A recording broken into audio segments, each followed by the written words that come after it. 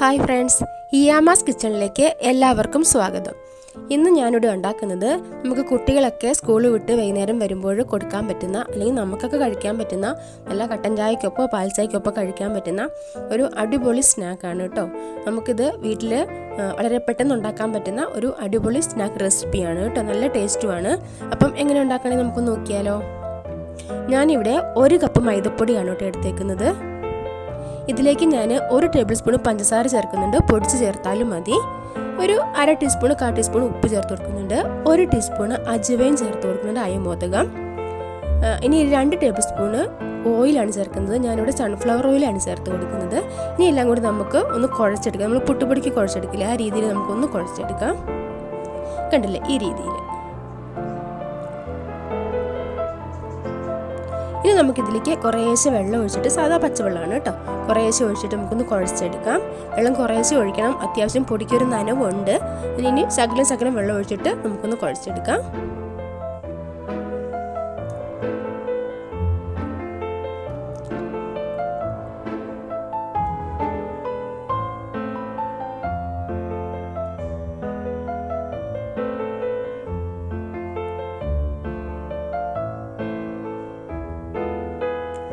ഈ രീതിയിലൊന്ന് കുഴച്ചെടുത്തിട്ടുണ്ട്.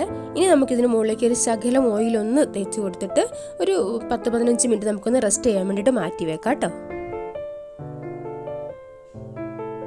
ഇപ്പോൾ ഇതൊരു 15 മിനിറ്റ് ആയിട്ടുണ്ട്. നമുക്കിതൊന്നും കൂടി ഒന്ന് കുഴച്ചെടുക്കാം.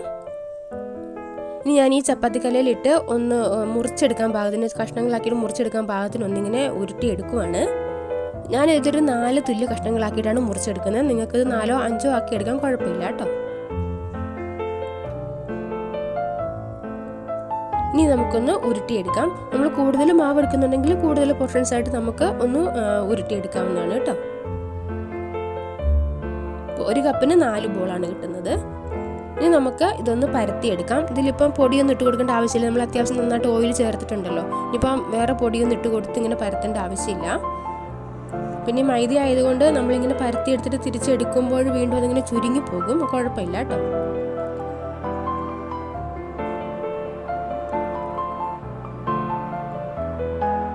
ഇനി ഈ കലയിലേക്ക് ഓയിൽ തേച്ചിട്ട് ഞാൻ ഈ പരത്തി എടുത്തത് ഒന്നും കൂടി ഒന്ന് കലയിലേക്ക് മുകളിൽ എടുത്ത് വെക്കുവാണ്. അപ്പോൾ ഓരോന്ന് വെക്കുമ്പോഴും അതിൻ്റെ മുകളിലേക്ക് ഒരു ശകലം ഓയിൽ ചേർത്ത് കൊടുക്കണം കേട്ടോ. ഒന്ന് തേച്ച് കൊടുത്താൽ മതി. ബ്രഷ് ചെയ്തോ കൈകൊണ്ട് എങ്ങനെയും തേച്ച് കൊടുത്താൽ മതി. ഈ സൈഡ് എത്തുന്നില്ലെങ്കിൽ ഇതേപോലെ ഒന്ന് വലിച്ചു കൊടുക്കാം. ഇത് മൈദ ആയതുകൊണ്ട് പെട്ടെന്ന് ഇങ്ങനെ വലിഞ്ഞ് കിട്ടും നമുക്ക്.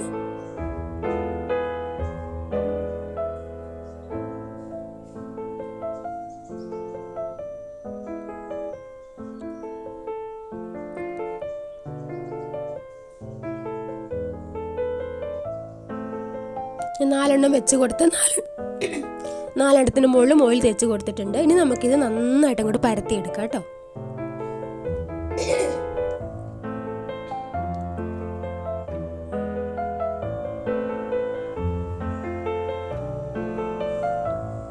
ഇനി ഒന്ന് തിരിച്ചും കൂടി ഇട്ടിട്ട് നമുക്ക് വീണ്ടും ഒന്നും കൂടി പരത്തിയെടുക്കാം.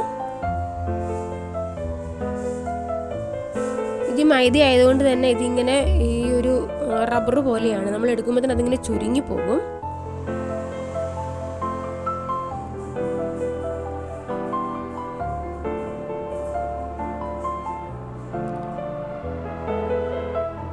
പരത്തിയതിന് ശേഷം നടുവേ ഇങ്ങനെ ഒന്ന് മുറിക്കുക. വീണ്ടും ഇതിന്റെ നടുവേ മുറിക്കുക. ഇനി മുറിച്ച ഓരോ കഷ്ണത്തിന്റെ നടുവേ വീണ്ടും മുറിക്കുക. അതിനുശേഷം വീണ്ടും മുറിക്കുക കേട്ടോ.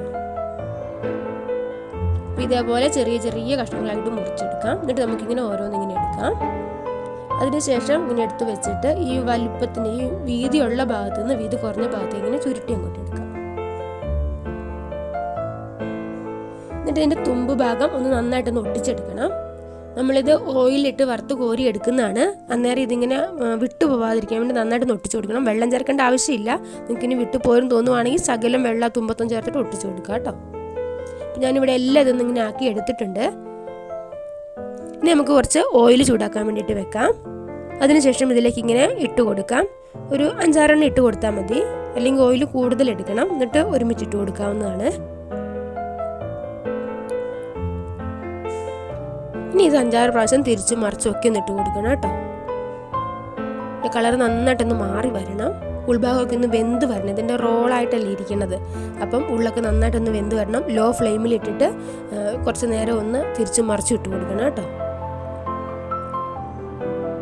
കണ്ടില്ലേ, ഇതുപോലൊരു കളർ ആയതിനു ശേഷം എണ്ണയ്ക്കകത്ത് നമുക്ക് കോരിയെടുക്കാം. ഇങ്ങനെ ഭയങ്കര ക്രിസ്പി ഒന്നും അല്ല കേട്ടോ. അപ്പോൾ അതാ ഇത്രയേ ഉള്ളൂ നമ്മുടെ ഈ സ്നാക്ക്. വളരെ എളുപ്പമല്ലേ ഉണ്ടാക്കാൻ വേണ്ടിയിട്ട്. നല്ലൊരു ടേസ്റ്റുമാണ്, ഒരു വെറൈറ്റി ടേസ്റ്റുമാണ്. കുട്ടികളൊക്കെ സ്കൂളിലോട്ട് വരുമ്പോൾ നമുക്ക് ഉണ്ടാക്കി കൊടുക്കാൻ പറ്റുന്ന ഒരു സ്നാക്ക് റെസിപ്പിയാണ് കേട്ടോ. അപ്പം എല്ലാവരും ഇതുപോലെ ഒന്ന് ഉണ്ടാക്കി നോക്കണം. ഉണ്ടാക്കി നോക്കിയിട്ട് നിങ്ങളുടെ അഭിപ്രായങ്ങൾ കമൻ്റായിട്ട് അറിയിക്കണം. ലൈക്ക് ചെയ്യണം, ഷെയർ ചെയ്യണം. എൻ്റെ ചാനൽ ഒന്ന് സബ്സ്ക്രൈബ് ചെയ്ത് എന്നെ സപ്പോർട്ട് ചെയ്യണം കേട്ടോ. അപ്പോൾ ഇതുപോലെ മറ്റു വീഡിയോ ആയിട്ട് വീണ്ടും കാണാം. Okay, bye bye.